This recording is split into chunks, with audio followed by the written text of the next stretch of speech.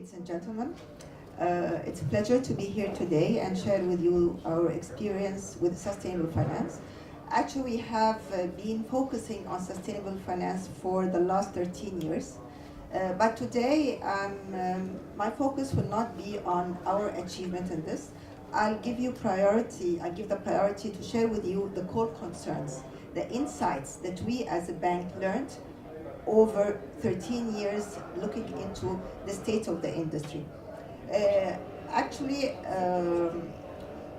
We had the privilege of achieving successful milestones along the way towards sustainable finance, success and challenges. We're proud to have this journey. But the most important thing is that we could identify gaps in the industry. And we think that no bank can succeed when the whole industry is at risk. Today, I'm going to share with you two core concerns. I would say they are collective concerns that we should all be minded of as we look into the state of the financial industry. As you see, we're talking about two concepts, sustainable finance and the art of growth. Sustainable finance as a concept first appeared in the 1990s.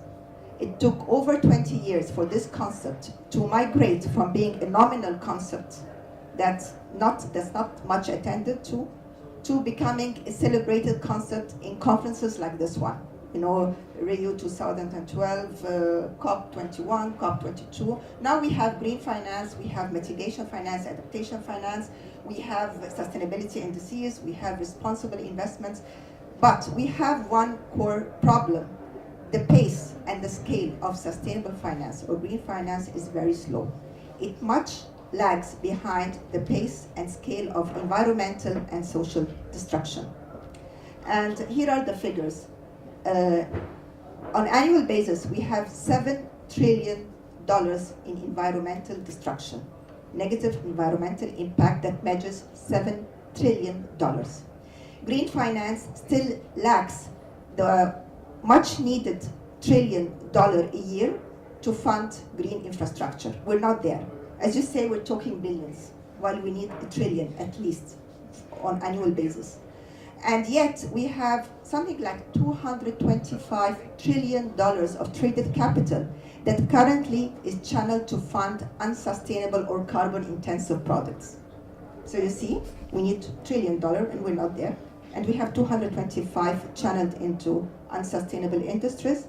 And we have $700 trillion traded annually in derivatives. All this because we have been taught that this is what is needed to achieve growth or profit at the single bottom line. And this will take us to the other concept that my presentation is focused on today, that's growth, the art of growth. Again, we've been taught that growth is in the single bottom line, that to succeed, you have to make profit. You have to earn dollars. And this is the only way we've been taught how to achieve growth. And that's a problem. Actually, we reached a stage whereby growth is not there anymore. We're all aware that the financial crisis is not over. We're all aware that growth is becoming, it's not achievable along the lines it was prior to the crisis. Some economies are running negative growth.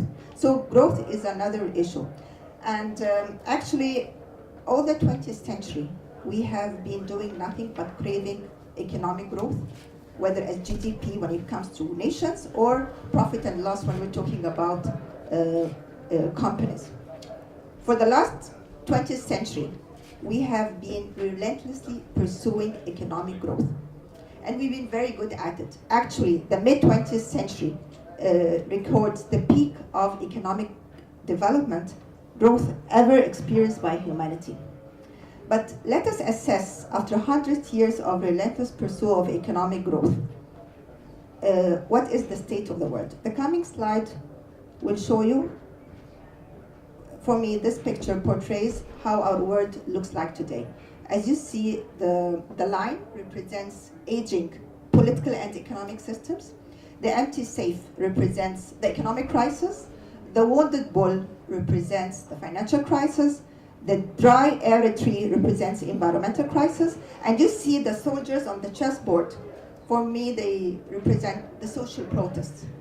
be it the Arab Spring, be it Occupy Wall Street, be it St. Paul in London. I mean, it's everywhere. It's the 1% cry against greed and corruption. So this is the state of the world as we see it today, after 100 years of, again, relentless pursuit of growth as we learned it is, or as we were educated. The problem is that we tend to see them as disconnected crises. Actually, they are very much connected, very much interrelated. The economic, the financial, the energy crisis, the food crisis, the poverty crisis, the social crisis, they are all one crisis, and it's a value system crisis. It's a crisis of ethos. It's a crisis started largely because we are addressing 21st century problems with the same mindset and mentality of the 20th century. 20th century is an icon of modernism and materialism. And I don't think it will be very proper to address our problems the same way we started it. So what's special about the 20th century?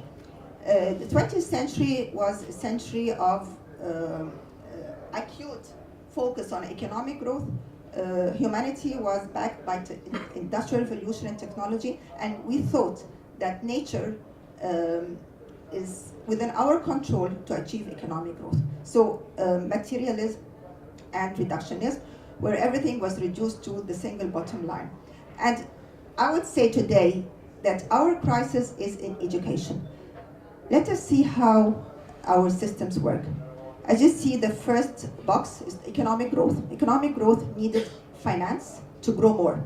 The more you search for finance, the more you acquire finance, the more you can multiply economic cycle.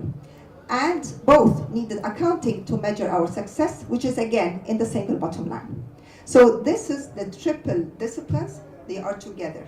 As you see, they are very much disconnected from other disciplines in life, like ecology, like environment, like society, law, engineering, and this is our education system. This is the education system of the 20th century that has disconnected economics and finance from everything that matters in life. And we've been taught like this. I remember when I used to talk to corporate finance professional, he would say, my business is to make money. I'm here to make money and don't talk to me about anything else. And that was the case. However, that's not sustainable.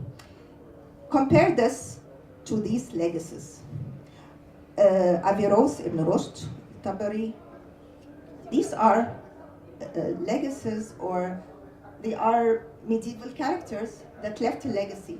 And for me, as a young person, I would say they were a physician, mathematician, astrologist, poet, they were everything. And I would say, how the hell, how come?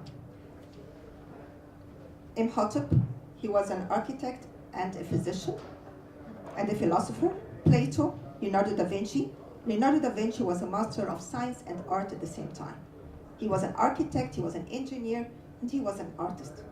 So you see this integration of knowledge. Compare this to the slicing of knowledge base, the silos mentality, the silos approach to knowledge. This is what we have inherited from the 20th century, and we're still proceeding with it, and that's the real crisis. Adam Smith's first book was titled The Theory of Moral Sentiments, and that was right before Wealth of Nations. But we forgot all about it. It's not there. But he had economic theory that was very much connected to the moral principles or consciousness. But the Wealth of Nations was the one who stayed in our consciousness, in our mentality, and in our education. So again, the problem is that we have the triple discipline of economics, finance, and accounting, whereby success is profit, and that's it. And this is how finance grew. Down the road, finance, this is the equation that summarizes the disconnection between economics, finance, and accounting, and the ESG, the sustainability pillars, which namely is the environment, the society, and governance. So at the end, we have a financial system that's very much disconnected from the environment. You can imagine the trillions of dollars that went to fund unsustainable, heavily polluting industries. We never cared. We always cared about the credit risk. We'll have our money back. And there was no worry or no concern about the environmental cost. Disconnection from the society till today. 2/3 of the global population hovers around poverty line. So we were very much focused on profit. You see at the bottom of the slide, it's profit that we're focused on and not value. Sustainable finance is about looking for and searching for the value, which is more holistic, more global, and it includes profit. Profit is mandatory, but when you have value, you add value to the environment, to the society, to the shareholders, to everybody. This is the value. It's much bigger, much richer, and much sustainable and long-termist than seeking profit. So we see that the value is in the connection.